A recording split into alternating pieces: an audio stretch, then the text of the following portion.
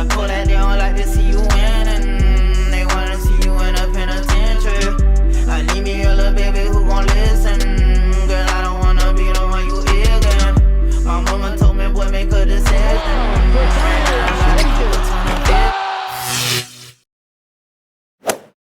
Welcome back, everybody, to another episode of the Clutch Talk podcast /YouTube/ We Do It All.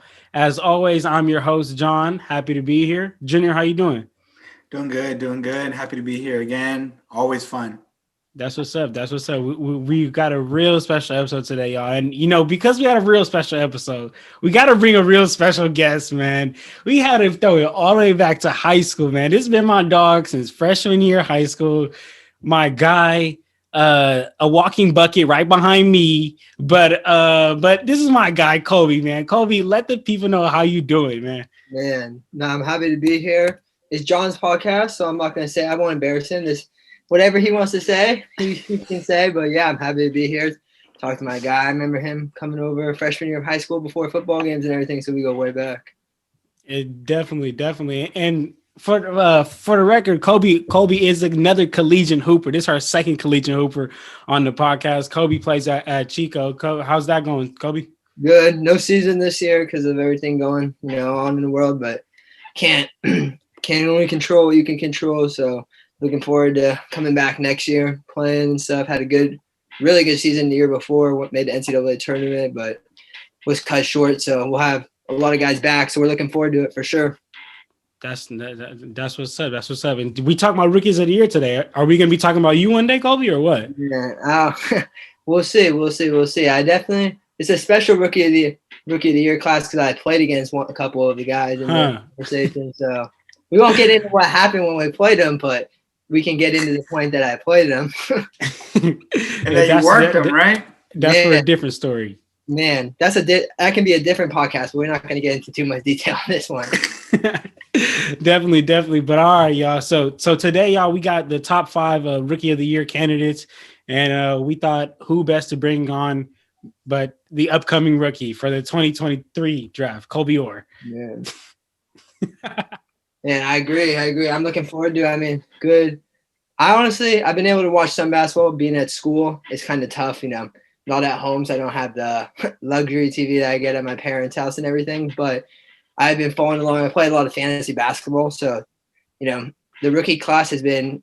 Some of the guys have been killing my team. I've had to pick up a couple of them, so I think a lot of I follow NBA because I'm a basketball player. So going into the draft, I think a lot of the guys, people thought it was kind of a weaker draft class. There isn't like that Zion or Luka or something, but there's a lot of good players and stuff in their roles and everything that there's about 5 or 6 guys that could make the case for being rookie, all first team or whatever. I think right now everybody can kind of imagine who would be rookie of the year, but weird things can happen. But the rest of the spots on the first team, there's a lot of guys that could probably make it.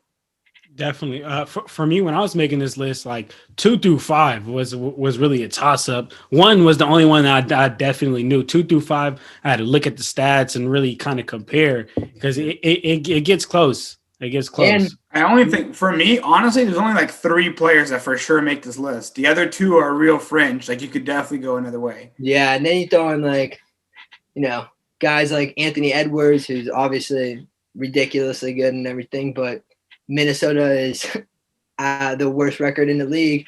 Of course he's going to put up, without Karl-Anthony Towns, he's going to get a lot more touches and everything, whereas guys like Wiseman or somebody else that are on teams that are winning and everything, they might not, they're just trying to get built into the culture and everything. So I think it's also a lot to do with fits and just being able the opportunity and stuff to play. Some guys have a better opportunity. Some you just got to make what you can of it. Definitely. All right. Well, then let's go ahead and jump into our top 5 list, man. Before we jump into it real quick, I just want to give a quick shout out to a player who is always a contender for Rookie of the Year every year, and that's Ben Simmons. He couldn't crack my top 5 this year, but he's been in that Rookie of the Year race for like the past 4 years or so. So shout out to him. Just couldn't make my list this year, though. Shout out Ben Simmons, man.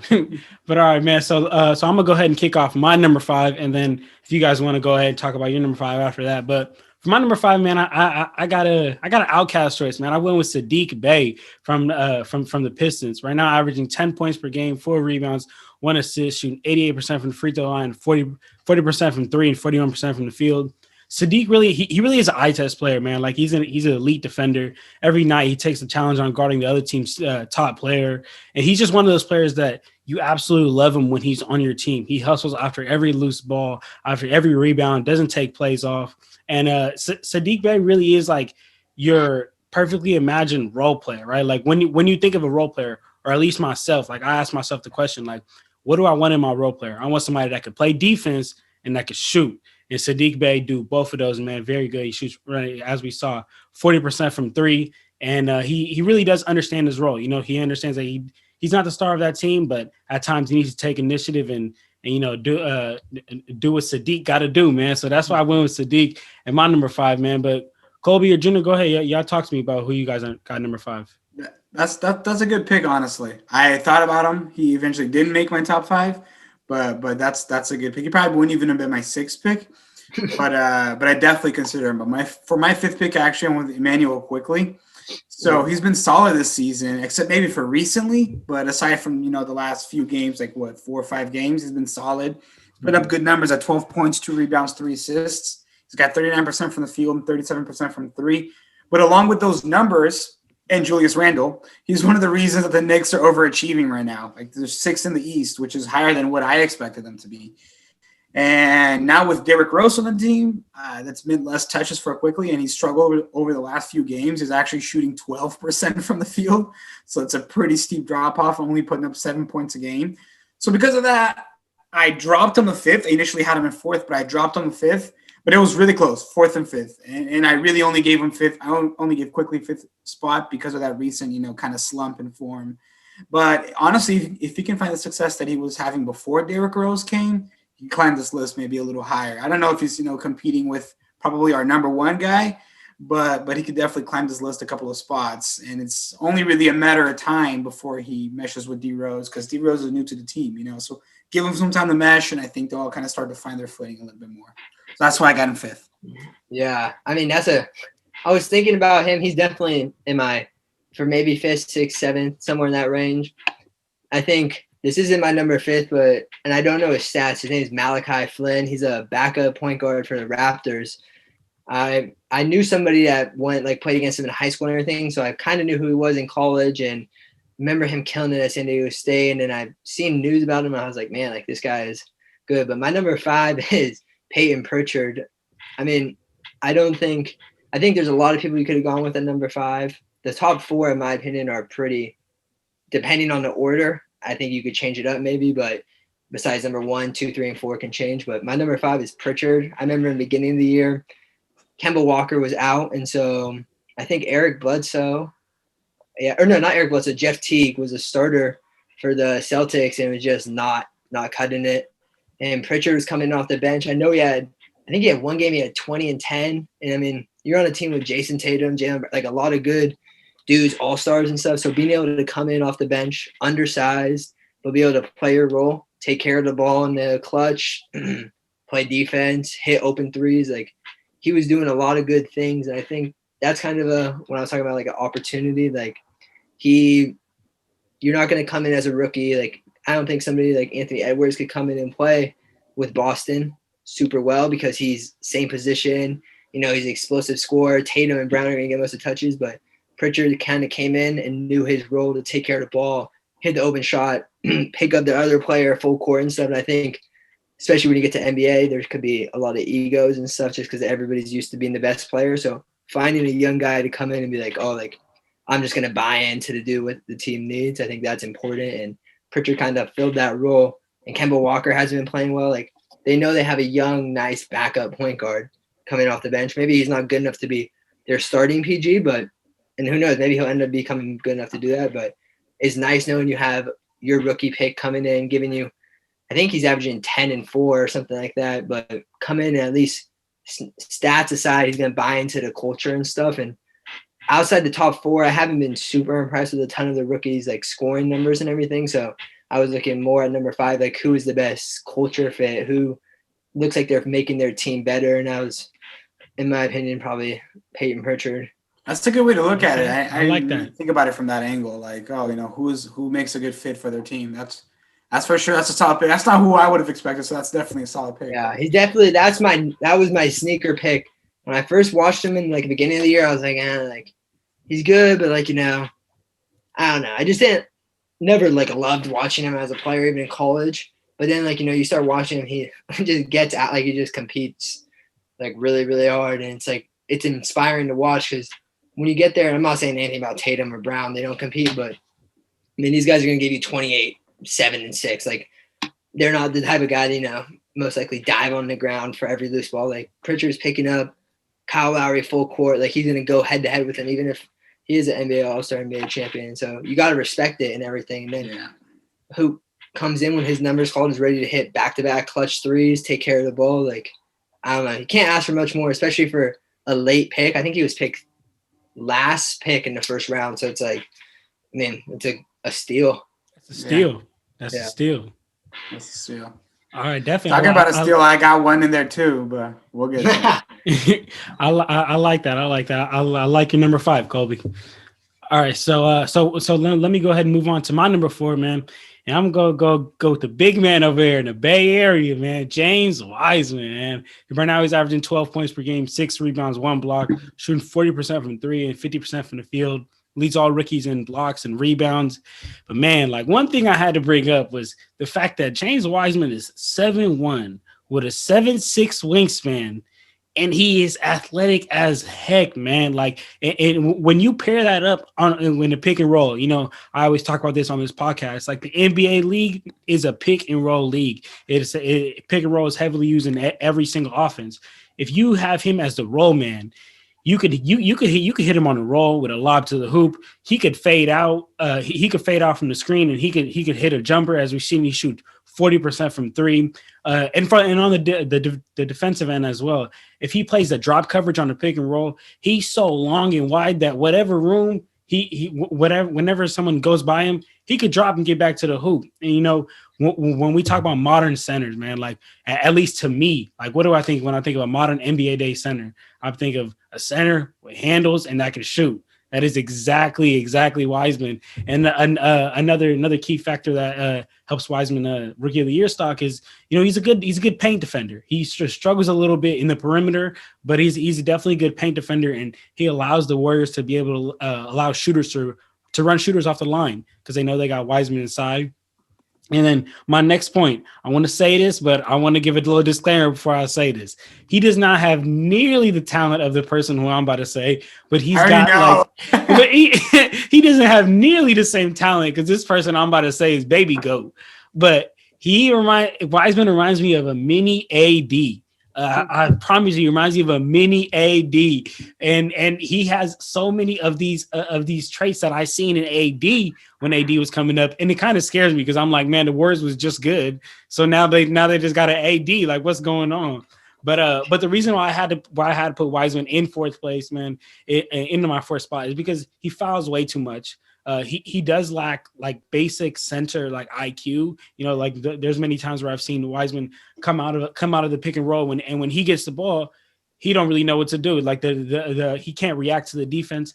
And like I mentioned earlier, he struggles when he switched on to guards, and he's missed 10 games this season. And like one thing that me and Jen are always saying in this podcast is the best type of ability is availability. Exactly, man. If he's missing 10 games, he can't be my Rookie of the Year, man. But yeah, that's what I got in my 4th spot. But you guys talk to me. Who you guys got? That's a solid pick because that's why I got in 4th as well. So he started the season looking like he was going to be Rookie of the Year, but he's faded, a bit from there. But he's still, he started really high. Now I got some numbers here too. One of the numbers I have is actually different than yours. I got him missing 11 games, but that's just because I wrote my script today. So that's probably why I think might be a little more. But still, like.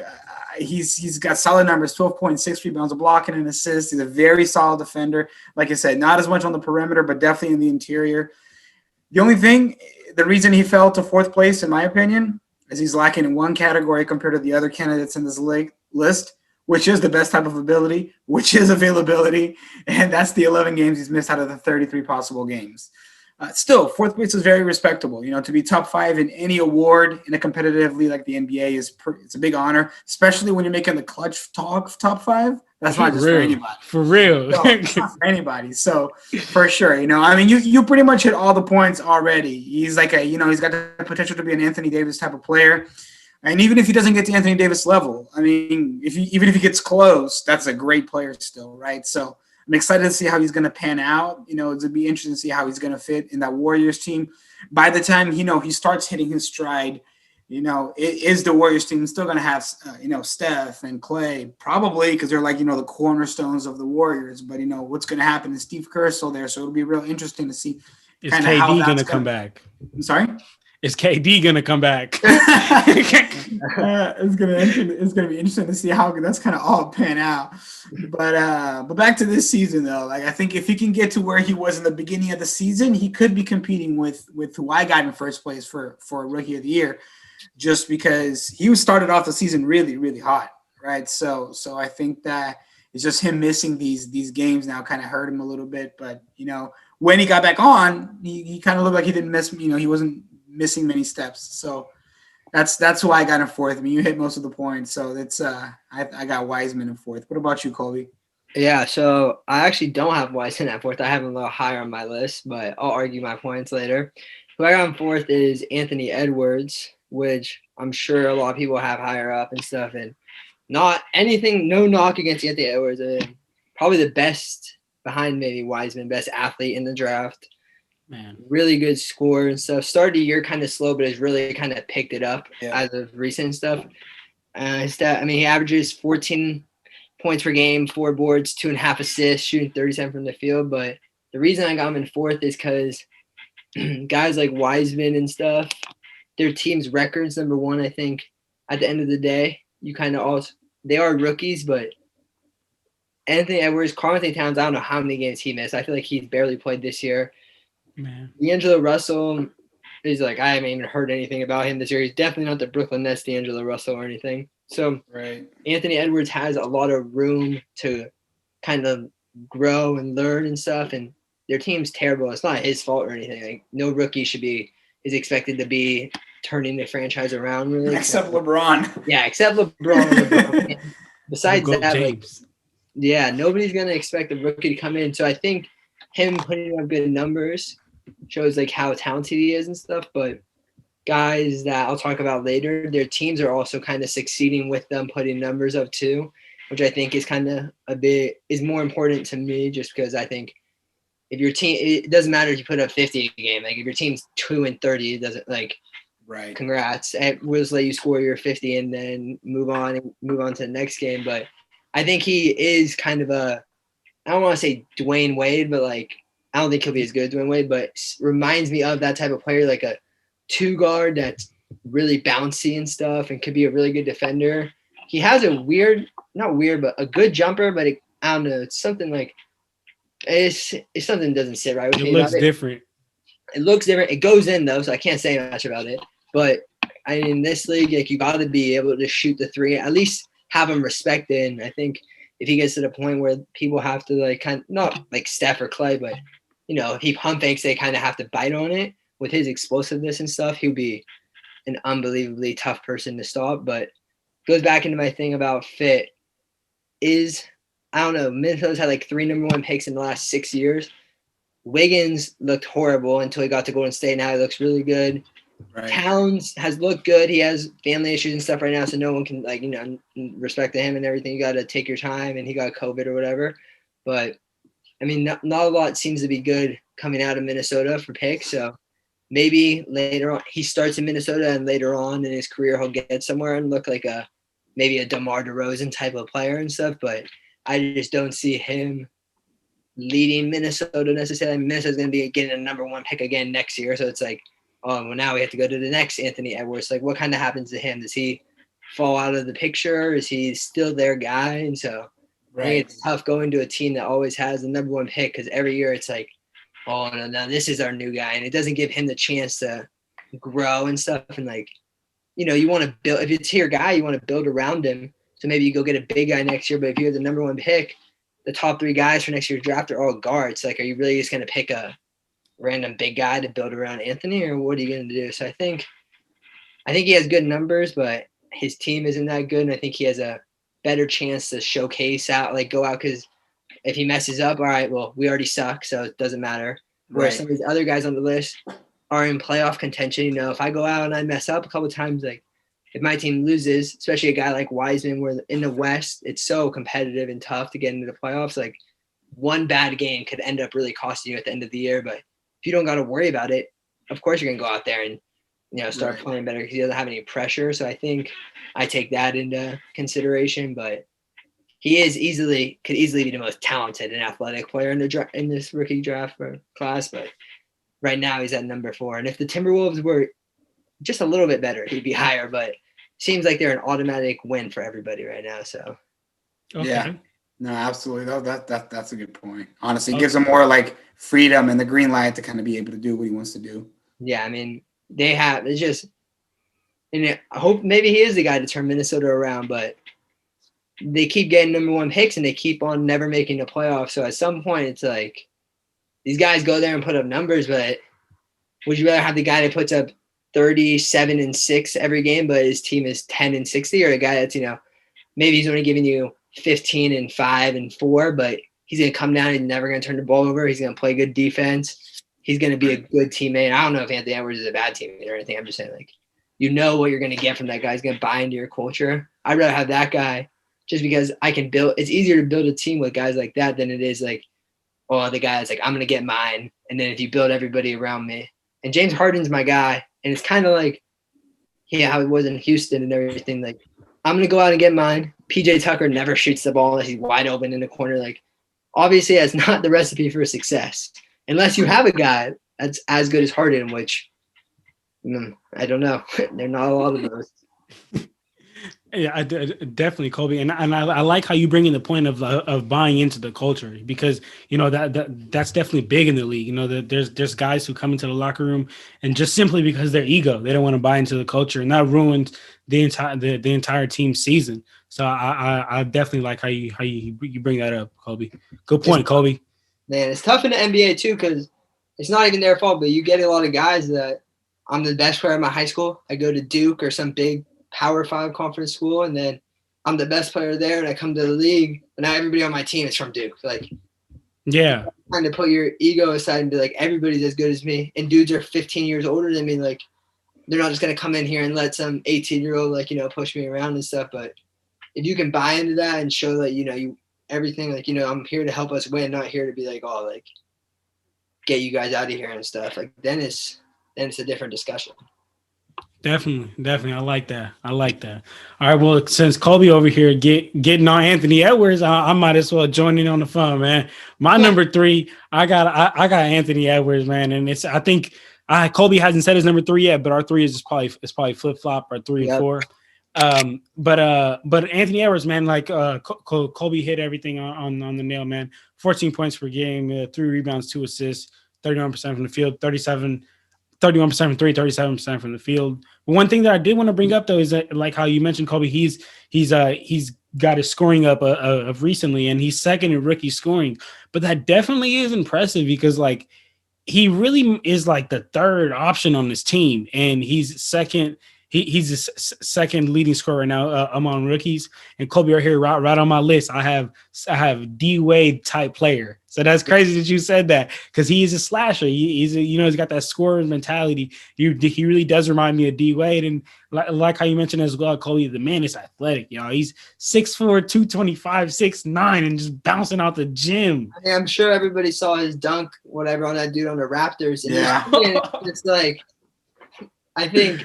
It's an amazing dunk. Like, there's no way in hell I could block it or ever do something like that. And not a lot of people can, but it's like that's the type of guy he is. Like, he's gonna come down and punch it on you and stuff like that. He's almost like a kind of Russell Westbrook. Yeah, Russell Westbrook. But he can shoot and stuff. But like, you know, he's not the type of guy to, you know, step back and hit a 3 like Curry. He wants to come down and just bang it on you. Yeah, like, you know, and put you on Bleacher Report. And that's what happened. But I mean, in the NBA, you're bound to get dunked on. Like, I mean, right. If I'm you sure play the good guy, defense and high quality basketball, you're gonna get dunked on eventually. yeah, especially against dudes that are athletic like that. Like, how can you expect not to get dunked on? Like, if you're going to block it, I mean, someone's gonna catch you eventually. It's not, Yeah.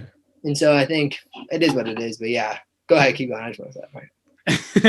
No, you good, you good. All right, so I mean, yeah, that's all I really got to say about Edwards. The only thing I did want to bring up though, as to why I don't have him in my top two, is his inconsistency. You know, he could definitely be inconsistent. He can go for like 25 one night and then like 10 the next night. He also takes too many long twos, man. Like, you know, just take, and that's the worst shot in the game. Either come in for a shot that you have a better chance of making, or just step out to the three to get 3 points. And he also, out of all the rookies on my list, he has the worst 3-point percentage and the worst field goal percentage. So that definitely is my only knocks on him. But we'll see about top two, man. We'll see if they're better. Top three time. Here we go. So I got Edwards as well for my top three. He's at 14.3 points a game, 4 rebounds, 3 assists, and probably dunk of the year, right? I think the last stat doesn't really count, but still, he's been good. Individually, he's played well, except maybe for his threes, which are at 32%, which isn't so good. And then his field goal percentage is at 37%, and that could use a little bit of work as well. But aside from that, he's been solid individually.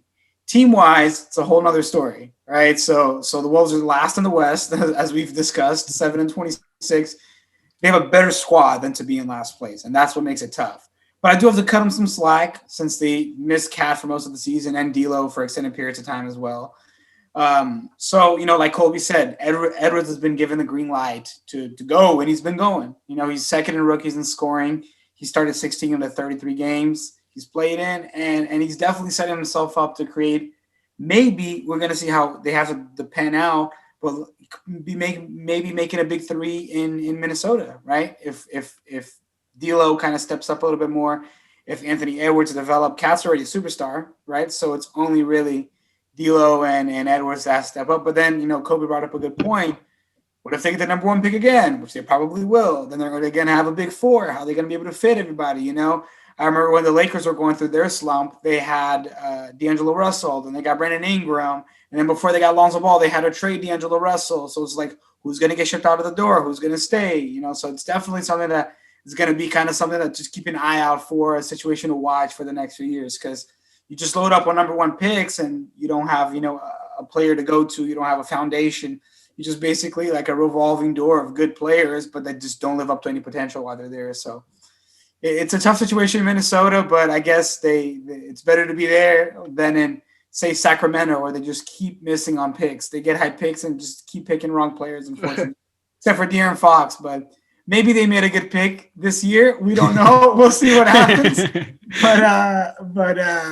But definitely, you know, the number, at least the on paper, you know, Sacramento doesn't stick out as a team except for one player and another one that maybe, you know, has been kind of hampered by injuries. But they've been able to, you know, kind of make some work. So before I get too much into Sacramento, let's pass it to Colby for his number 3 pick. Yeah, I mean, I have Wiseman at number 3. I think Wiseman was definitely number 1. My number 1 then picked it up a little bit since he started starting. So then I think Wiseman would be number 2 if he didn't sit out. The reason I have Wiseman at number 3 instead of number 4 is kind of similar to the reverse of Anthony Edwards. You know, you're coming into – and I dislike the Warriors a lot, as John knows and everything, but you're coming into a team where it's like they've been that team. Like there's no debating it. Like that's been the team for the last 5 or 6 years and stuff. And so not only is he coming into a team like that, you know, you got to gel with guys like Curry, who's obviously one of the best players probably ever, if not the best, but one of the best players and probably the best point guard besides Magic and stuff, but and definitely the best shooter. But you come in and luckily he's a great guy. Like he not very unselfish and stuff, and Clay's unselfish, but you're coming to a team full of, you know, 30, 31, 32-year-old vets that have made the NBA championship 5 times in the last 5 years. Like it's no time for you to – it's a big learning curve. You better come in and be ready to go. And then you throw on top that Clay's injured. You know, obviously KD's left. Draymond, in my opinion, is on a downhill slope right now. Not playing, still maybe a good leader, up to debate. Everybody has their own opinions, but people see Curry by himself, and Curry tore the league up the last 5 years. They're gonna they're gonna try to take it to him, and so you come in and then you're getting everybody's best game every night, which is tough, and your team's missing Clay, which is a huge part. If they have Clay, they're probably a top 5 seed in the West, but without Clay, it's tough because it's just Curry shooting, and obviously Oubre had a horrible start to the year. He's picked it up recently. Wiggins isn't playing good now, but I think just being able to come in there and kind of look mature. He doesn't look scared. He came in, he could push the ball into break. His jumper isn't terrible. He kind of does look like a young AD. Can shot block really well. Not many big guys can dribble the whole court, come down, like Euro step and dunk it. Yeah, and so I think that's why I have him at number 3. Obviously, you guys say he's missed, I think, the last 11 games or 11 to 33 or something. Yeah. He's definitely been out, and I think that does hurt his stock. That's why I have him at number 3, not number 2. But I also do think it's tough. He's done a really good job, especially because Steve Kerr has had probably the easiest and hardest coaching job. He's had a ton of all-stars and superstars, so managing that to make sure everybody's happy is extremely difficult. But at the same time, I'm not sure – you have Steph, AD, and Clay. Like, how hard can it be to get these guys bucket? Like, the unguardable dudes. And so, he brings Wiseman off the bench and starts Looney. Some people, I don't watch enough Warriors basketball to know if that's the right thing to do or not. But I do think that, especially if you're an 8 seed and, unless it's a huge change, like Looney's going to bring you guys up to the 6 seed or Wiseman's going to drop you guys all the way down, I'd probably keep rolling with Wiseman to get him comfortable playing with Steph, because when Clay comes back, now you got to have him comfortable playing with Clay and Steph and always moving and stuff. So I think he's done a really good job this year and stuff. I think he had 20 and 15 off the bench one game. He's putting up good numbers. Warriors are 8 seed, so when he comes back, it's a tough top 2 to crack right now, but he could possibly crack it and stuff. I don't think he'll win it. Number 1 is light years ahead. Light years ahead of everybody right now, but I do like Wiseman, and I don't like the Warriors a ton, but I do think he's, a young AD type of player. Will he be AD? I don't know if he'll be as good as Anthony Davis, but like Junior said earlier, even if he becomes 75% of AD is, that's still an all-star, still a really good center. And I don't know how it works, but I know if the Timberwolves, I think if they get a top 3 pick or something, their pick goes to the Warriors. There's something weird like that this year where the Warriors are going to get the Timberwolves pick. I don't know if it falls out of the top 3 or if it's top 3 only. Excuse me. But that could be another really good young player coming in and stuff. And I think if Wiseman's able to mesh with them as Curry kind of makes his way out, which I'm sure is 5, 6, 7 years away. But, it gives time. Wiseman's 19. This guy, whoever it will be, would be 18 or 19. Like, you have at least a really good young core learning from guys like Steph, Clay, Draymond, and stuff. So I think just the future looked good for Warriors, sadly. I would like to see them losing, but I feel you, man. And the thing is, when they picked Wiseman, I was like, bro, but they were just good for the last 5 years. They were bad for 1 year, then they get my guy Wiseman. Yeah. I need them, I don't know. I've had a lot of Warriors fans attack me and stuff. I've said a lot about the Warriors this year because they're hurt and everything. But any team with Steph Curry, I gotta respect it because I'm small. Like, he's small guard in the NBA. Obviously, he's way more talented and way bigger dudes and everything. But he's not. LeBron's obviously better, but LeBron's 6'9", 250. Like, he's a force to be reckoned with. Steph looks like just like a normal dude out there. If I saw him on the streets, I wouldn't be like, this dude's gonna muscle me or anything, but he goes out there and just kills these dudes. Super quick, super quick, sharp, super skilled. He's a really good finisher. There's a lot of things that I admire about his game, even if I don't admit it usually. Or like the Warriors, I will say it in private. Well, yeah, he's pretty good. When I'm watching the games by myself, I'll be like, damn. We got a clutch talk, a public admission here by Colby. Yeah. Clutch Talk exclusive, man. Colby Orr giving the Warriors praise. Man, might not have to cut that part out. Too many people with it. Definitely. That's All right. funny. All right. I like that. So, all right. So, man, let's go ahead and get into this top two, man, because I know that this is what the fans is here for, man. So, my number two, I had to go with LaMelo Ball. I'm just kidding. I'm just kidding. I'm just kidding. I knew it was a joke. Yeah, I I'm was just like, damn, kidding. no way. Colby was like, "What?" No, I'm just kidding. I was like, I'm hey, good. I want to hear it. I want to hear why he's number two. I'm going. I'm going with that boy over there in Sacramento, man. Tyrese Halliburton, man. Right now, averaging 13 points per game, 5 assists, 3 rebounds, 1 steal, shooting a ridiculous 44% from the three and 49% from the field, man. Like Tyrese really is a playmaker, man. Like every Kings games that I've watched, he's able to read the defense so well, especially coming out of that pick and roll. Right now, he's currently assisting for 32% of his team's buckets right now when he's on the floor, and he's a very versatile offensive player. He can play well off the ball. He could also just go get a bucket. He could shoot off the dribble. And to be honest, out of every single rookie in this list, I'm not saying he's the best player, but he's the most consistent player for his team. You consistently know what Tyrese is going to bring to your team. I feel like. What about the number one pick though? I think he's all right. The number one player. I see. That's a point that I thought about, but I think the number one player is better than Tyrese. But Tyrese, consistently he's going to give you anywhere from 10 to 13 points a night. Melo might give you 10 assists, but then like 3 points. He might give you 10 assists, 7 rebounds, but then 3 points. I like, it's depending on how you like it. Maybe someone wants that 3 points, 10 assists, and 7 rebounds, but then maybe somebody else wants to consistently know what kind of contribution they're getting. And I think that as far as like scoring contribution, I think that Tyrese is definitely the most consistent out of everyone on this list. And I mean, among rookies, right? He's second in steals, second in assists. Best 3-point percentage and best field goal percentage, man. So I think right now he's playing great at a great efficiency, man. So that's why I went with my number two. I really wanted to try to bump him up to number one, man, because number one is that one was hard to put number one, man. I saw him play when he was a freaking child, basically, when the man was a sophomore in high school. Can't believe it, man.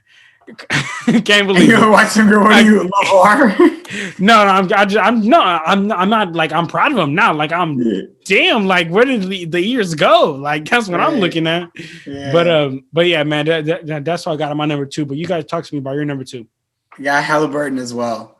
I mean, he was picked 12 overall in the draft. I mean, which is nice. Like, imagine being the 12th best basketball player available in the world, right? Like, it's pretty nice. But still, like, it's a lottery pick, which is great. But if he's second in our Rookie of the Year ranking, that means that some teams made a mistake passing on him, right? Because basically 11 teams passed on him, and he's not 11th in the rankings. So he's been nice. Like you said, John, you told all the stats, 13 points. He's going 4 rebounds, 5 assists, 49% from the field. Like, it's a solid player. And especially when he's not the number one option on the team, right? That goes to De'Aaron Fox. So he's being able to put up these solid numbers without being the number one option. The Kings are 13th in the West at 12-20. You weren't expecting much out of them this season anyway, especially with Luke Walton at the helm. So honestly, shout out to Halliburton. Like, he's been playing well.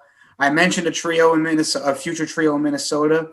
And Sacramento's got the potential to have the same thing. If Bagley can kind of find his footing, stay healthy for a while, then they could have that, Halliburton, Fox, and Bagley trio, which is, again, it's just like Minnesota, a young trio for the future. I mean, obviously, out of those 6 players, Karl-Anthony Towns is head and shoulders above everybody, but still, it's the young trio that can develop, And he looks like he was a steal of the draft so far, in my opinion, because if you can be, running for Rookie of the Year and you had 11 teams pass on you, you can look like a steal of the draft, kind of like when Kobe got drafted in '96. I think he was a 13th overall pick.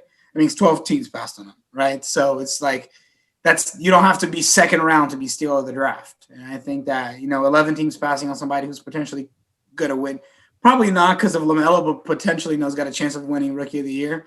I consider that a steal. So that's what I got in second. Probably same with you, Colby, or you got LaMelo in second? I was tempted to put LaMelo Ball for what he did to us in high school, but I'll let it slide. No, I agree. Halliburton's definitely number 2. I think you guys have touched on pretty much every point. The one thing I would add too is he is a point guard. So, and De'Aaron Fox is a point guard, but they play really well together. And so it just kind of goes into my thing. Like, he bought into his role. He's been able to come in and play off De'Aaron Fox, who's having like a really good year as well. And they play great together. And the Kings seem to be horrible every year. So it's not like, oh, we're expecting, top 8 team in the West or anything, but it does show a bright future in Fox and Halliburton. And if Bagley can get his stuff together or whatever, but I do think just looking at how he's been able to play with maybe not an all-star snub, but an all-star level year out of De'Aaron Fox and stuff. And he comes in and plays off him and still gets 13, 5, couple of steals, couple boards and everything. And he's had some, I don't know if they're game buzzer beaters, but he's had some clutch threes, and he kind of has a weird jumper, but it goes in. And so it's like not much you can say about it. Like if it goes in, it goes in. And if he can make it against dudes in the NBA, like it's not like you got to worry about, the next level. Like he's at the highest level possible. And so I think he plays really well with everybody, which is good. Plays really well with De'Aaron Fox, which is good to see. Like you said, I mean, pick 12, so obviously 11 teams passed on him. I think the top 3 teams, I don't know if the Warriors would take him because they already have a good point guard and everything. But in Charlotte, a lot of Warriors praise from you today. Yeah, Colby, yeah, kind of funny. Yeah, kind of funny, Colby. Yeah. Don't tell me you got strength in numbers now. Nah, that's one. I will. That's the type. No, I'm not gonna get into who I like anymore. I had to get off Harden's team. I can't chase a bandwagon after I ripped Warriors fans for liking the Warriors after KD joined them. So right now in intermission, I'm looking for a team to like. You're more than welcome to come to the winning side over here if you want. Man, to the Lakers side. I'm good. I like picking teams from the bottom and taking the way up. I like Zach LaVine, so we'll see. But yeah, I got Halliburton at number 2. I mean, having a really good year, and I think if number 1 wasn't in this draft, then things would be different. Maybe he is the best player. Maybe he does win it, but he's not as good as LaMelo. Obviously, he's not having as good of a year as LaMelo, and which is crazy to say because he's having a really good year. But that just shows how far ahead LaMelo is right now. Agree, man.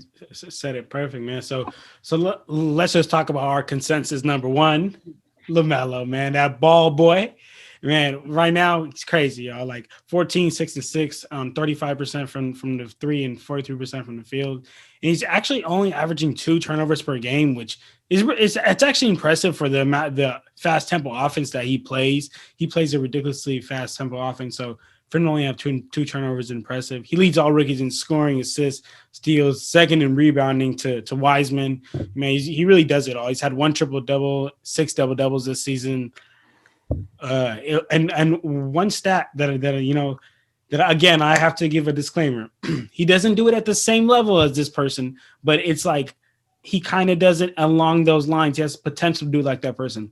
LaMelo can control the tempo of a game so well, the same way that LeBron can. LeBron can do it on a way higher level, on a way higher scale. But LaMelo has great control of the tempo of the game with those outlet passes. And out of all the rookies, he definitely is the best rookie, the best guard rookie, especially coming out of that pick and roll because of his insane court vision, his high basketball IQ. And I think that this statement that I'm about to say actually only applies to Melo, right? So if you take off these rookies from their team, like every other player on this list, I don't know if their team gets significantly worse. If you take Melo off the Hornets, like their offense is much slower. They're not going to have those full court outlet passes. They're definitely not going to have those Melo and Miles Bridges lob. They're definitely not going to have none of that half court set offense as well. So you take Melo out that team is even worse than they already are. And right now Melo is assisting for 45% of the buckets, the Hornets buckets when he's on the court. And man, like how me and Junior always say, man, the best type of ability is what, Junior? Availability. Man, exactly. He don't miss a game. You know what I'm saying? I know he's a young guy. He doesn't miss a game. And not most importantly, but, if this matters to you, but narrative, he has a narrative. You know what I'm saying? Everybody's been trying to see a ball boy win that Rookie of the Year since LeVar came out tripping in like 2016, man. And he's about to do it. He brought in fans into the Hornets Nation, And I'll be honest with you, man, like Hornets are my dark horse team. Like I like watching the Hornets, man. Like they're fun to watch just because Melo just plays with such a fast tempo and lobs, and it's just a fun team. I like Scary Terry too. But yeah, man, I went with Melo, my number one. You guys talk to me why you got Melo. It's no surprise, obviously, that I got Melo too. With the way he's been playing, it's not even a close race. I mean, you hit everything. You know, you hit all those points pretty much. He's a difference maker. He's a difference maker, and he's kind of made Charlotte like the hipster pick for everybody's like second team. Like, you know what I mean? Like everyone kind of enjoys watching Charlotte. That's something you've been saying for a while, John. So it's pretty interesting. And he actually just passed Wiseman for most rebounds in the league. So he's got 6.0 and Wiseman is 5.9, right? So these type of things change every day. But as of right now, he's got 15 points a game, 6 assists, 6 rebounds, which is more than any player on the list, but not just any player on the list, any rookie, right? So he's got leading all rookies in rebounding, in assists, and in points, and in scoring, right? With that, he's been being able to put up 2 steals a game. He's putting up 35% from the three, 44% from the field. And, I mean, look, you just listen to all these numbers. It just dominates all the other players on this list, right? So it's definitely just a player that you have to pay attention when he's playing. You know, like he's a difference maker. He was a difference maker coming off the bench earlier this season. And more recently, when he started starting more games, he's made even more of a difference. So, you know, the hype's been real because he was hyped a lot. And so far, the hype's been real. You know, is it going to continue this way? We'll have to see. But so far, absolutely. He's got the Hornets sitting 8th in the East. I didn't even have the Hornets making the playoffs. So, you know, if the season were to end today, which obviously it's not, but we'd have the Hornets making the playoffs. So that's not only him, of course. Like, if you've been listening to the pod, you know Hayward's been balling. Scary Terry's been balling, but LaMelo's been balling too, you know, and I think he's the best candidate for Rookie of the Year, given that what this class kind of has to offer. Yeah, so obviously I got LaMelo. I think you guys already talked about every point, but the 2 things I will say that I played him as a freshman and stuff, and you knew he would be good. Nobody knew he would be this tall and stuff. So, but one thing I think that stayed with him his whole life and is really big for him is he's super confident in his game, and his game's not weird, but kind of runs like loose with the ball, got a kind of weird jumper. People have stuff to say about his jumper. They say he's loosey-goosey with the ball. He doesn't play hard on defense, and like he's had a lot of people saying a lot of negative things about him since he was a freshman or sophomore in high school. That comes with the fame and everything, and he's probably the most famous athlete in high school. I mean, maybe LeBron. I don't know. I wasn't around when LeBron was in high school, but with social media and everything, it's hard to find. Zion would be the closest, I think. And so he's had people in his ear saying, "Oh, you'll never be this, whatever." He's never really changed his game up, and it's working for him. And I think that is just, you might not like his dad or whatever. I don't have a problem with his dad either, but you might not like his dad or whatever, but you have to respect him. I mean, people have said stuff to this kid since he was 15, 14 years old about overrated and everything, and he just took a weird path, didn't even finish high school, went overseas, played in whatever, the JBA and stuff. Like, it's a weird deal, but it worked out for him, obviously. And I think you guys talked about his stats, but since he's been starting the last 8 games, maybe, I think he's averaging 20, a little over 6 and 6 of rebounds and assists too. So like, I think his stats would even be better if he started right off the bat. You know, his first couple of games, you could tell that it was kind of like, I think he thought it would be more an AAU style where it's like, oh, like whatever, if I turn it over, nobody cares. And then you start to get into the idea like, oh, I'm in the league, like this is my job and stuff. And like when he finally, I think that clicked mentally, it's been no stopping him. He's 6'7" or whatever. Like he's a tough matchup for a point guard. He moves really well. He's bouncy. He can shoot, and it seems like whenever they need a bucket, he's gonna hit it. He's that type of guy. He's clutch, not afraid to take it. And then obviously you guys talked about his court vision is just like, it's tough. And I think that's what makes him fun to play with, and a lot of people like watching him play is because he's unselfish, almost to a fault. Like he might want the highlight play, but it seems like he wants his teammate to succeed. So, you know, he's not going to go in there, and other guys on the list might go in there, you know, they might try to force something up. He's going to go in there. And I think in the beginning of the year, he was trying to do it at a fault, like trying to dish it out too much, and that can lead to turnovers. But now he's getting comfortable. It's my turn to dunk it, or is it my turn to dish off a pass and stuff? And he's doing a really good job right now of deciding what to do and when to do. And so I think that's also something you can teach, but he doesn't need to be taught it. He learned it growing up playing with older people and stuff. So I think, yeah, it's not even close right now. I mean, he's fun to watch. I think it makes him more fun to watch because Miles Bridges is a freak athlete, and so you got a great passer and a freak athlete. Hayward's obviously been ball. Like, they got a good deal in Charlotte, and I think they will end up being, an 8 or a 7 seed just because of how weak the East is outside of that top 5 or 6 seeds or whatever. And so, do I see them beating the Nets or Bucks first round? No, but it could they make it interesting? Maybe win a game just because of what he does. Yeah, and he pushes it. He's as soon as he gets that ball, he wants to go and score. And you can't teach that. Like, a lot of guys, they might want to slow it down, and sometimes it's good to slow it down, but he's gonna fire that thing the full court if you're not ready for it. And so, yeah, I think he's a special talent. There's not a lot of guys like him. John compared him to LeBron, obviously, or not compared him to LeBron, but said he has like the same control of a game, which I agree. I think he's more of a Jason Kidd kind of, even more like Magic Johnson, just because of his size and passing ability. But LeBron's a good comparison in his court vision, I would say, and just ability to get other teammates involved. And I think LaMelo is a good cornerstone piece. I'm not sure if the Hornets will be able to keep him if he'll go to a bigger market, but if they can get some younger players, I mean, PJ Washington, Miles Bridges are good. Hayward's having a great year, but don't get me wrong, but he's a little older.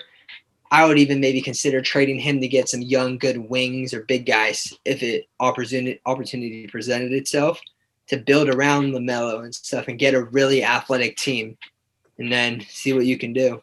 That'd be interesting. Definitely, they need to put shooters and just scorers around Melo because he's gonna get it to him. He's gonna get it to him. Like they always say that just playing with LeBron, just keep running. Just keep running. He gonna get it to you. And that's the same thing with Melo. I mean, so they definitely need to just fill him out with shooters, man. The thing with Melo that I think he'll have to improve on, 2 things will be, and maybe it's just because on TV he looks really skinny. But he's also like 18 or 19, so I'm sure he'll get bigger. And he doesn't need to be LeBron size, but he does need to get a little more weight on him just because he's such a long frame and everything. Yeah. And then I think he has been playing good defense recently, but just being more disciplined on the defensive end. He wants to get the steal because he wants to get out and run and get the highlight alley-oop, which is fun to watch and is good and everything. But there'll be times where, it's just time to sit and help. Stunt at the guy, guard your guy and everything. And I think when he starts to learn that, it will only help his offensive game because any basketball player would tell you, if your team's playing good defense and everything, it just brings you into a groove on the offensive end. And so if he can start, leading on the defensive end like he does on the offensive end, I mean, the sky is probably the limit. I mean, there's nobody to compare him to because not many guys can do that. Definitely. I like that. So the same way we've been doing in every single episode, man. Once we finish our top 5, Colby, we do a collective top 5. So let's come up with it. Let's come up with an agreeable top 5 here. Definitely, we got the same 1 and 2, everybody. So yeah, definitely know LaMelo's in first. Yeah, LaMelo and Halliburton's in second. I had Edwards in 3. You had Edwards in 3, right, Sean? I had Edwards in 3. Yeah, so I guess I'll have to go 3 because Kobe's got him in 4. So, I think Edwards. I could flip Edwards to 3 and Wiseman to 4. I mean, I think it's number 5 where we're gonna have to. Hash it out. That's gonna be the tough one because John, you had Pritchard and I had Quickly. So that's gonna be. I think too. It's hard because Quickly, hasn't been playing well recently, but he had really good games middle of the year. Pritchard was playing really good at the beginning of the year, but, maybe he's not doing as much this year. The Celtics are struggling. And Sadiq Bey really wasn't doing much in the beginning of the year, and now he's playing really well. So they've all kind of started playing really well at different times and stuff, which makes it difficult to choose because it's hard to compare. You know what? I'm gonna give the nod to Quickly because I have Quickly in my honorable mentions over here. So I'll give it to him. Kobe, will you give it to him?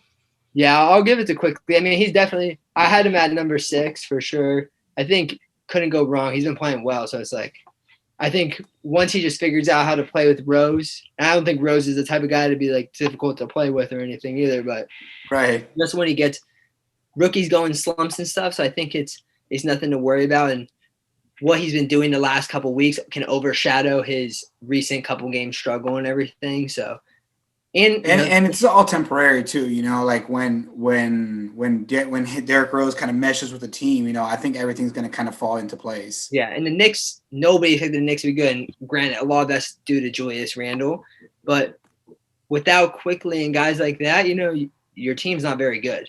So you can't just rely on Randle. You need guys like Quickly and Barrett to do their rules and everything. So I think the Knicks, they might not be in the playoffs anymore, but they were the 7th seed for a while. They're actually in 6th right now. So. Oh yeah, so without him, I don't know if they're even in the playoff race. There might be even still an NBA team. You said what? If they would even still be an NBA team without Randle. Yeah, the Knicks are such a bad franchise right now. It's ridiculous, but we won't get into it. So for what? This is the 2nd or 3rd week in a row that the consensus top 5 is just my list. It's your list again, huh? You got it quickly. That's crazy. That's funny. But there you have it, though, everybody. That is our top 5 Rookie of the Year candidates. Colby, man, you're the GOAT, man. Thank you for coming on. Man, I appreciate you guys having me on. It's always good to talk a little basketball with my boy John and his brother. So I'm happy to be here. Hope to be on another one. But yeah, I'm excited. Thank you guys for having me. Definitely. We are real happy to have you. Jenner, you have any last words to say for the fans? No, just thank you for having me on. Like, it was always a lot of fun. This was a fun list to put together because there was definitely a consensus, like, best 4 players, but the 5th, it was cool to get kind of different opinions and different perspectives from each one. So fun as always. Great list to Colby too, and it was dope. I really liked it. Definitely. Colby, you got any last words you want to tell the fans? No, I mean, I think that's about it. I mean, hopefully some of these rookies that I've had to pick up on my fantasy team can keep on playing well, keep on getting me some wins. But yeah, no, it's good to hear. It was fun to hear everybody's kind of, when we all had the same person, hear what we all thought was a little different thing, kind of, that we all had one unique thing that made them stick out to us, which was interesting to hear, I think, and stuff like that. And so it's just nice to be able to talk basketball and stuff with people, especially not being able to see as many people right now. So, man, we miss you over there, Colby. Colby out there holding it down, man, getting buckets. Yep, trying my best. There you have it, though, man. That's our top 5. As always, y'all, make sure y'all go follow everybody's Instagram. I'm gonna put Colby's Instagram right there, right in his little bubble. Y'all make sure y'all follow that. Put Jenner's Instagram right there, right in his little bubble. Make sure you guys follow that. And I'm gonna put the Clutch Talk Instagram right here, man. You guys make sure you go follow that. That's where we drop all episode updates, NBA interactive polls, and any upcoming episodes, and just everything that we got going on the channel, man. So make sure you guys go follow that. Make sure you hit that subscribe button, man, wherever you're watching. If you're watching on YouTube, Apple Podcasts, Spotify, wherever you're at, man, click that subscribe and let us know what topics you guys want to hear, man. But yeah, we're gonna start doing polls here so we could get some topics from the fans, Yeah, we'll get some stuff from the fans, and let us know if you guys want us to pull up to one of Colby's games and do a live Clutch Talk episode at Colby's game. Yeah, I mean, if we ever have another game, no, I'm just kidding. We will. Hopefully that's the spirit. Yeah, hopefully in a year we'll be playing. So yeah, no, definitely got to get John out to a game, watch us beat up on his school, SF State, but. That's okay. It's okay. I basically don't even go there because it's COVID. I go to COVID University. Anyway, y'all. So there you have it. That's it for our top 5. Thank you everybody for tuning in. And don't forget, man, stay tuned and follow all the Instagrams, man. So that's it, y'all. We out here, y'all. Clutch Talk out. Appreciate it.